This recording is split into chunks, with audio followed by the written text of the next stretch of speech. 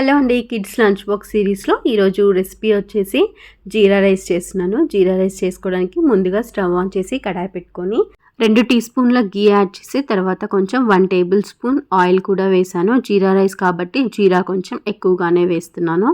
తర్వాత 2 నుంచి 3 పచ్చిమిర్చి మన స్పైసీకి తగినట్టుగా వేసుకొని దీంట్లో వచ్చేసి కొన్ని జీడిపప్పులు కూడా యాడ్ చేస్తున్నాను. ఇవి యాడ్ చేయడం వల్ల టేస్ట్ అనేది చాలా బాగుంటుంది. బ్రౌన్ కలర్ వచ్చేంత వరకు ఫ్రై చేసుకొని మంచిగా దీంట్లో వచ్చేసి కొంచెం కరివేపాకు కూడా వేసుకొని కరివేపాకు కూడా ఫ్రై అయ్యేలాగా చూసుకోవాలి. తర్వాత మన టేస్ట్కి సరిపడినంత సాల్ట్ కూడా యాడ్ చేసుకొని ఆల్రెడీ నేను రైస్ అనేది ముందుగానే ఉడికించి పెట్టుకున్న రైస్ని కూడా ఇవన్నీ కూడా మంచిగా ఫ్రై అయిపోయిన తర్వాతకి యాడ్ చేసుకుంటున్నాను. ఇలాంటి రెసిపీస్ చేస్తున్నప్పుడు మన రైస్ అనేది పొడి పొడిగా ఉంటేనే చాలా టేస్టీగాను అండ్ అలాగే చూడడానికి కూడా బాగుంటుంది. మెత్తగా ఉంటే పిల్లలు కూడా అంతగా తినడానికి ఇష్టపడరు.